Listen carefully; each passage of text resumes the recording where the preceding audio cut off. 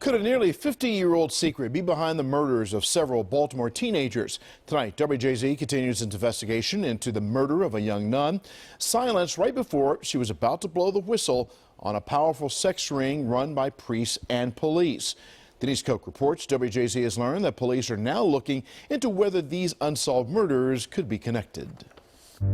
Sister Cathy Nick's decomposing body was found frozen in a ditch in Lansdowne, January 1970. The murder of this popular nun has never been solved, and neither have the murders of 5 young people killed over the next decade.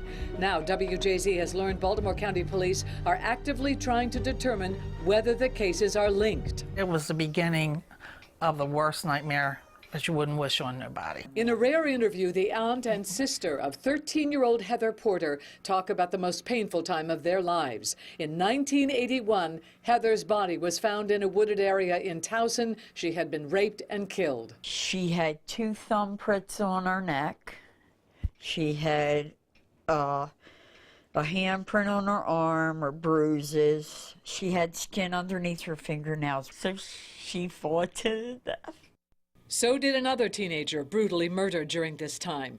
14-year-old Danny Crossetti, an altar boy, went missing March 1975. Days later, 2 boys discovered his body. Danny was found in a stream, stabbed in the throat behind a Catholic school. He had puncture wounds on his hands from trying to defend himself. Police led his shaken father and uncle to the gruesome scene. Danny's classmate Michelle Cosden is seeing this decades-old murder with new eyes. This is a cold case, and maybe it shouldn't be.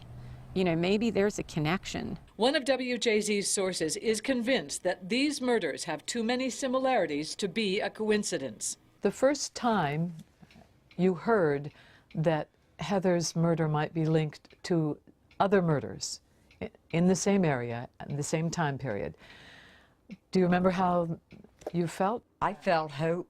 Oh my God, am I going to have some peace? Were Heather, Danny, and Sister Cathy silenced by members of a powerful sex ring run by priests and police? WJZ's year-long investigation reveals that during the time of the murders, there was a well-hidden culture of sex abuse at Catholic schools and churches. Many women who have shared their stories of abuse with WJZ say victims confided in Sister Cathy right before she was murdered.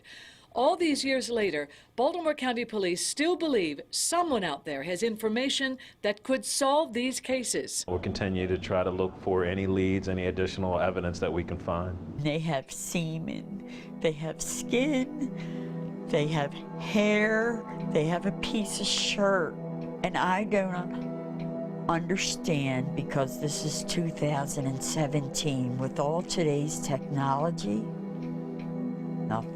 What if the person who murdered your sister is dead? If you can prove that they did it, I've got justice. At least they're dead. At least they can't do it to anyone else. They can't do it to another living soul. They can't wreck another family. They can't hurt another innocent child.